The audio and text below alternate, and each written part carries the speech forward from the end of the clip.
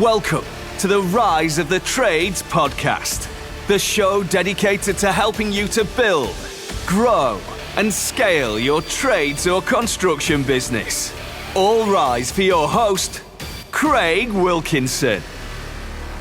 Welcome to another episode of the Rise of the Trades podcast, the show that's dedicated to helping trades and construction business owners to build, grow, and scale their businesses. In this episode, I'm going to be sharing with you how to create a default diary to get more done in less time, to become more productive and more efficient in your business.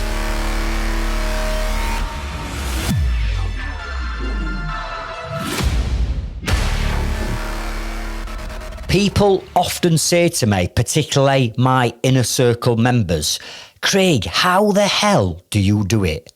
You run 4 successful businesses, but you only work 2 to 3 days a week. You always seem to be in the gym or out walking or on holiday. How the hell do you do it? Well, I've learned the hard way on managing time, because for many of you that know my background story, you'll know that I was the ultimate busy fool joiner that was working 90 hours a week and sacrificing my time for profit. In other words, I was trading my time for money.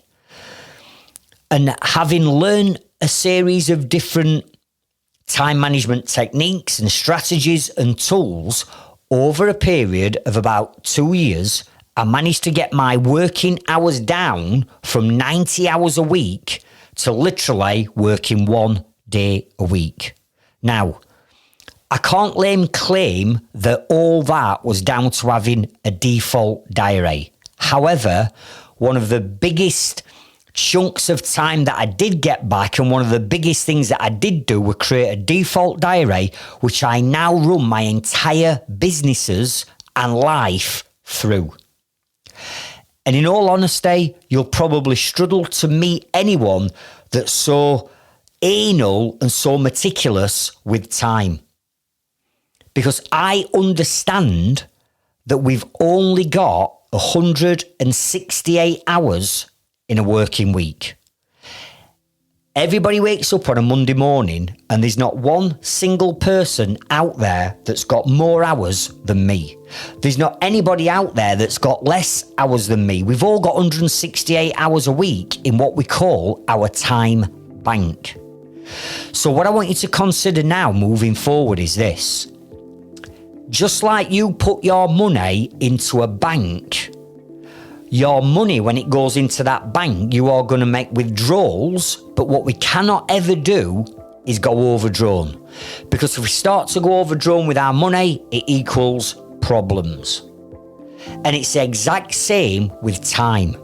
I want you to imagine when you wake up on a Monday morning, whatever time that is, you've got 168 hours to spend in your working week and in your life until the next week comes, and then you've got another 168 hours. And what you've got to do is you've got to manage your time as efficient as you can.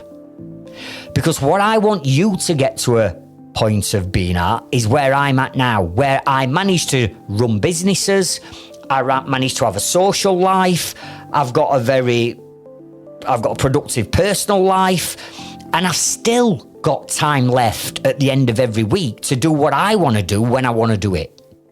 But I never used to do that because I didn't know how to build and grow and scale a business back when I first set up my business in 1994. And for them first 12 years, I just thought the harder you work, the longer hours you work, the more successful you'll be.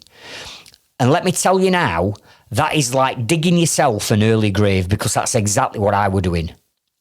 So now I protect as many as them 168 hours a week in my time bank, so that when I've got everything done, I've still got time to spend on me and my family and my hobbies and doing what I enjoy doing. Now, the sad reality is the majority of business owners as they start to scale their business, their time becomes sparse because we're not managing the time. We don't know how to manage time. We don't know the tools and the tips and the techniques to become more productive and more efficient.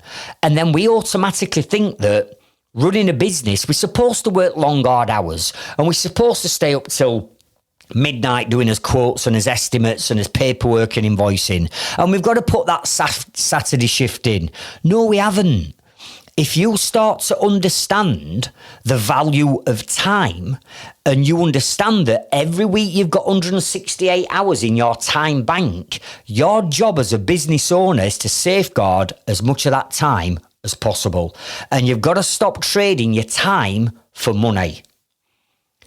And once you start to get more organised and productive and you start to win your time back, you then reinvest that time back into your business in the areas that are going to make you more profit, such as marketing. Understanding the marketing strategies that's going to attract more profitable customers and clients to your business so you can make more profit. Or you'd invest it back into your cash flow and understanding the numbers and looking at your numbers and understanding and playing with the figures to get your gross profit and your net profit margins up. But we can't do that if we haven't got the time available to invest into our business. Now, many of you will have heard of me talking about a default diary. And the first one of the, in fact, in month number 2 on our inner circle, all month number 2 is about time management. And when I start talking about default diaries, people say to me, Craig, what? I've heard you talking about it and I know you use it, but in reality, I don't know what a default diary is. So in this episode, I'm going to share with you what is a default diary, how do you create one, what are the benefits to you and your business in using one? And then how do you add this and how do you implement this into your business and into your life? And they're the things that I'm going to cover off in the remaining part of this episode. So grab a notepad, grab a pen, and let's get started.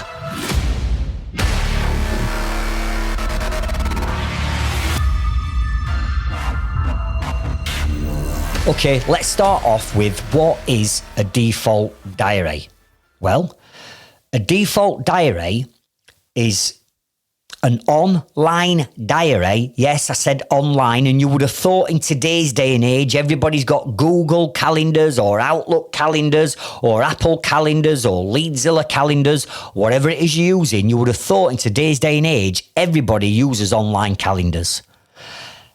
But in my experience, I know that that's not true because some of you are still old school. Some of you have still got that paper diary sat at the side here on the passenger seat of your van or on your dashboard where you put everything into that paper diary. Well, that is absolutely dangerous because number one, if you lose your diary, you're screwed. Everything inside it is gone.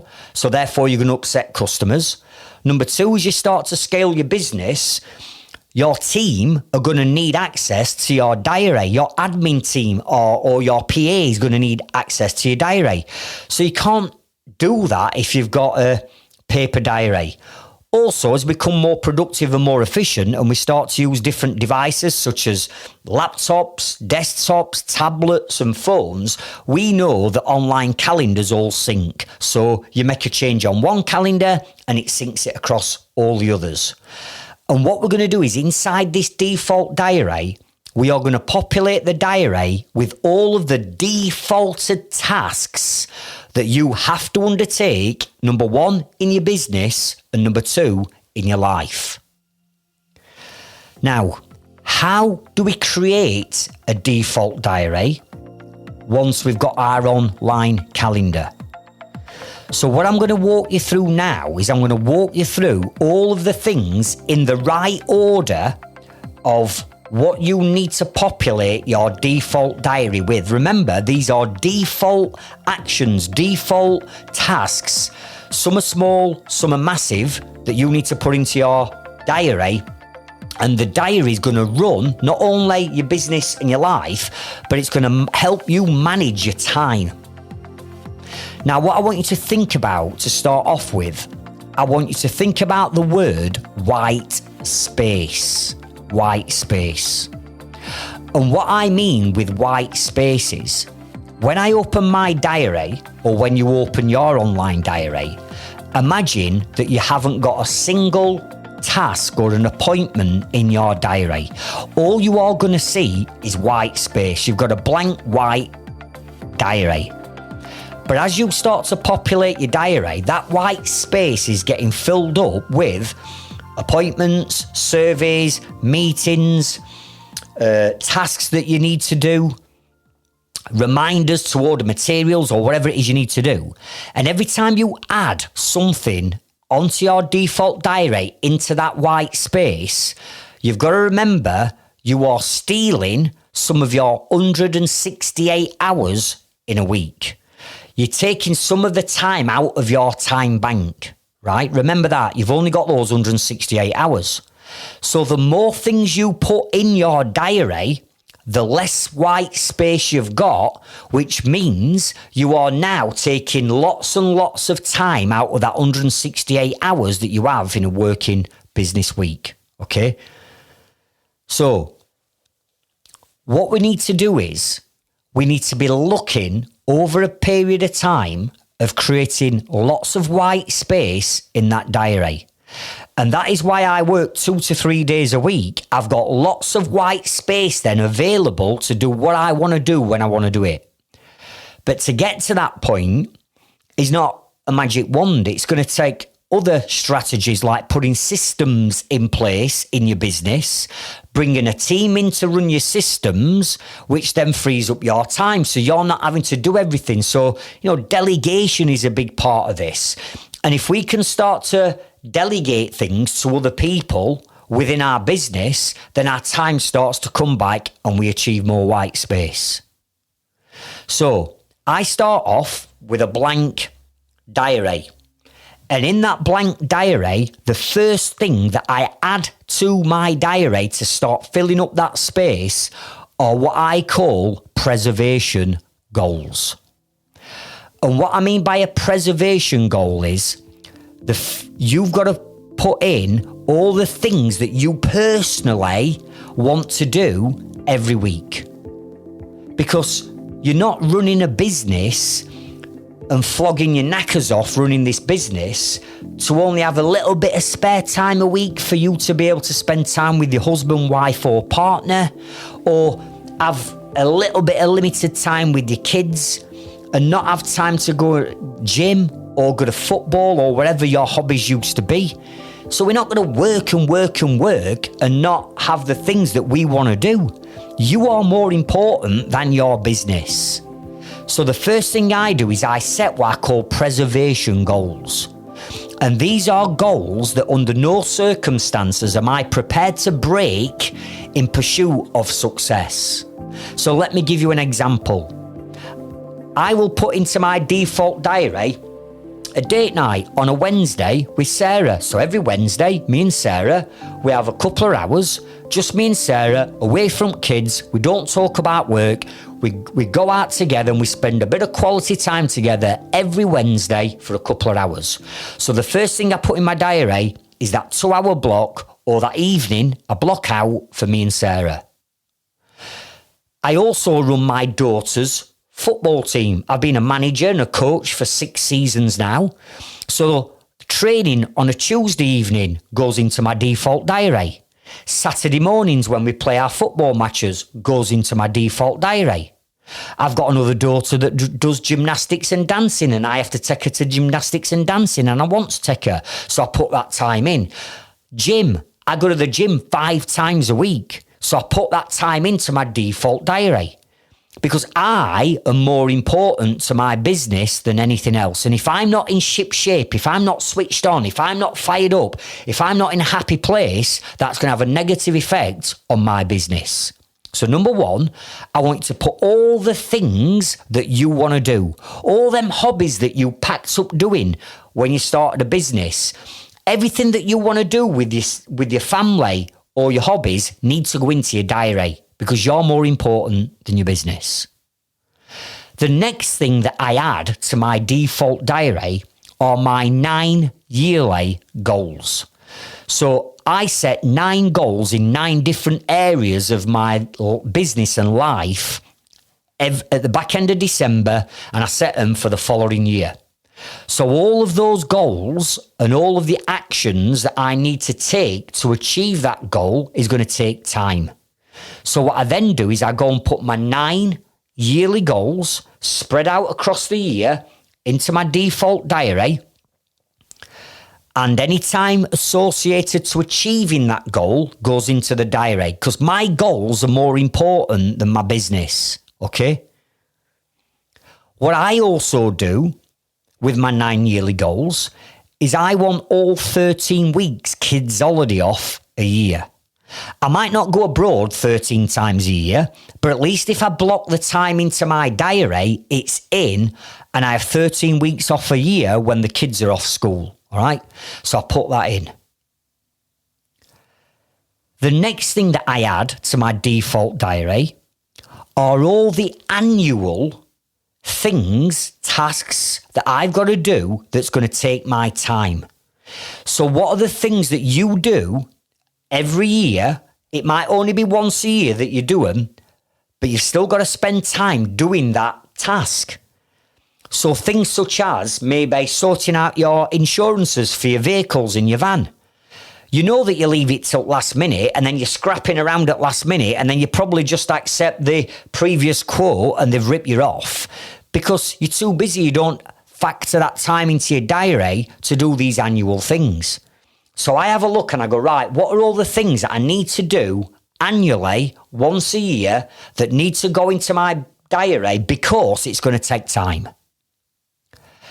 Then what I do is I look at all the things that I do every 6 months, every half a year. And I'll go and put all the things that I do every 6 months into my diary. So what are the things that you might need to do every 6 months?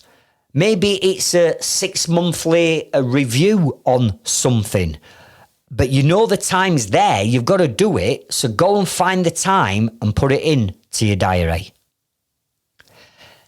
Then what I look at is, okay, what are all the things I have to do every quarter?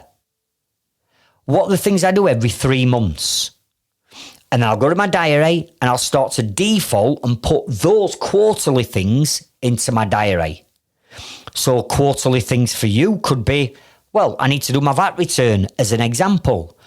And I need to spend a bit of time sorting this out with my accountant. Okay, it's time you know you need to do every quarter, so go and put the time in your diary. Then what I look at is, what are the things I do on a monthly basis? What are all the things I need to do every single month religiously as a default? Now, that could be things such as I have my monthly meeting with my accountant every single month. Okay, it happens, I know it does, so I've got to go and find the time. So I'll go and put that time in for that monthly meeting. Every month with my team, we have a team meeting every month. So I'll go and I'll find the time and I'll put that in. Then what I look at is, what are all the tasks that I have to do on a weekly basis? So things that I might put in my diary that I do every single week in my business is I have a finance afternoon. So last thing on a Friday afternoon, I go and check all my KPIs, all the numbers in my business. I have my meetings and I do a financial review every single Friday. So that goes in to the default diary. You might say, well, I'm going to do my surveys every Tuesday and every Thursday, and I'm going to block them time in just for doing surveys. Or you might say, right, once a week I'm going to do all my quotes, and you block the time in. So you go and put it in. Then what I do is I look at, right, what do I need to do as a default every single day? In my diary, I've got things like checking emails. I've also got things like posting on social media. That's time that's factored in to my daily routine every single day. including things like my morning routine and my personal development. That all goes into a default diary. So as you can start to see now, all of these things, all of these tasks have got to be done. But if I don't put them in the diary, I'm going to fill that time up with other stuff. And when it comes round to doing the default things, I haven't got enough time left. So what ends up happening? You end up saying, right, I'm going to have to work late evenings, I'm going to have to work on a Sunday to get everything that I need to get done because you're not prioritising and you're not planning your time. A default diary is where you're going to plan in advance. This is no bullshit. I can tell you what my holidays are and what weeks I've got off for holidays in 5 years' time, because my diary's set to reoccurring events for 5 years. I can tell you what I'm going to be doing in 5 years' time on this date at this time, because all my events are set as reoccurring calendar events in my default diary for 5 years. That's how super organised I am. So I want you to start to think about, right, what are all the things I do from, let's cover them again, preservation goals. When was the last time you took your wife or husband or partner out for a date night just to spend time with you? When was the last time that you factored in that you've got goals that you need to achieve and you've put that time in your diary? Then we've got everything that you're going to do every year, every 6 months, every quarter, every month, every week, and every day. And once you start to populate your default diary with all them tasks and all that time, your 168 hours a week are starting to diminish. Now, here's the thing, having coached and worked with literally tens of thousands of business owners, here's the thing. Most of you will not have any white space left in your diary when you start to plot this lot on. You'll have no white space left. And when you've got no white space left, that equals you are overdrawn at your time bank. In other words, you've only got 168 hours in a week, but by the time you've put everything into your diary, business and personal, you get to the end of every week and you've still got a to-do list with 20 things on. You've still not managed to get done everything you wanted to get done that week, and that's because you're overdrawn. You need more than 168 hours to get the things done in your business and life because you haven't plotted your time. You've not become more productive and more efficient with your time. You're basically using a bit of a diary and sandwiching things in and saying yes to just about everybody and everything. And every time you say yes to someone, every time you nod your head to a customer or a member of your team or a member of your family, every time you nod your head, you're giving people permission to steal a percentage of them 168 hours that you've got in your time bank, which is why you get to the end of every week. You've not managed to get anything done that you plan to get done. You've still got a to-do list as long as your arm. You've not been to the gym that you promised yourself you were going to do. You've not been able to go to your daughter's gymnastics. You've not been able to go to your lad's football on a Sunday morning. Why? Because you're overdrawn at the time bank. So, once you start to manage your time and plan your time on where them 168 hours are going, along with bolting on another, I would say, 10 time management techniques and strategies that I am going to share with you on other episodes. Once you do this, you start to get your time back. And then all of a sudden, white space will start to appear in your default diary. And when white space starts to appear, you know that you are managing your time correctly. Now, if you've got a team, I want you to bear this in mind. If you are poor at time management, and you'll know you're poor if you are rushing around like a blue-horse fly. If you're working more than 40 hours a week, you're poor at time management. If you haven't got time to do your hobbies, you're poor at time management. If you're sacrificing time at evenings or weekends with your loved ones, you're poor at time management, right? So if you're poor at time management and it's your business and you've got employees or subcontractors working for you, this is your business and you're poor, so never mind how much time they're wasting and how much that's costing you as a business when they're wasting time. So what I would encourage you to do is set your own default diary. Get used to working with it. And then what I would do is I would teach and educate my staff, whether that's a foreman running a job, whether that's an engineer fitting a boiler, or whether that's the admin person in your office. You've got to, as a leader, and to make profit, you've got to manage your team and manage their time. So I will train everybody up on having their own default diary. And if you've got an online default diary, as you know, you can connect all your calendars together. So you can see the foreman's calendar, you can see the engineer's calendar, you can see the admin's person's calendar, and you can pull them all together to see what everybody's doing. Because if you're poor at time management, you will be costing your business tens and tens of thousands of pounds every year in lost money. And if you're doing that and you've got 5 members of staff, they're each costing you tens of thousands of pounds of downtime in poor time management each year.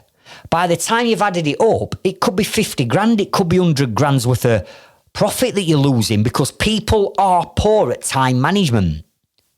So when I went back to the beginning of this podcast and I said, you'll never meet anyone so anal and so meticulous with time.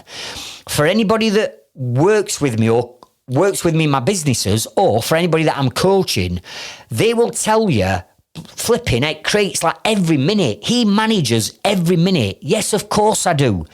I have to manage every minute because I want my businesses to make me profit and I want to free up the time to invest and enjoy the profit I'm spending.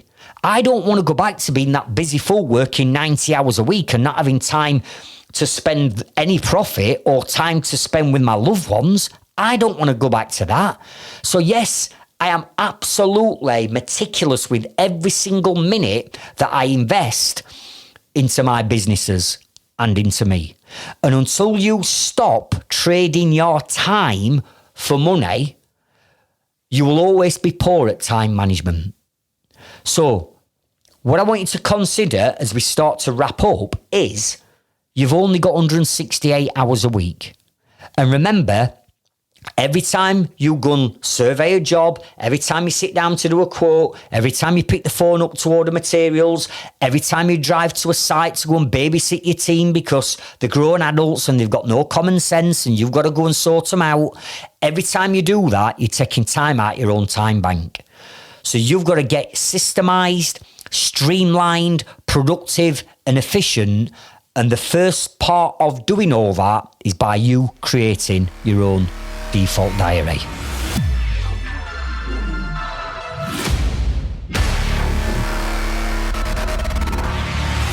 Are you an electrician, plumber, joiner, builder, tiler, plasterer? Are you running your own trades and construction business? And if you are, and you've got a current turnover of £200,000 plus, and you've got a small team of employees or subcontractors and you are serious about scaling your business and providing you and your family with a better quality of life, can I ask you to consider applying for our Inner Circle marketing and business coaching program? Doors to our next Inner Circle application are now open. And if it's something that you are now interested in, please head over to www.tradesfreedomclub.com where you can find out more information about the Inner Circle and the benefits to you and your business on applying to join. Finally, if you took value away from this episode or any of our episodes, could I please ask you to consider hitting the follow or subscribe button so you never miss another episode. Thank you so much for joining me and tuning in, and I'll catch up with you on the next one. Thank you.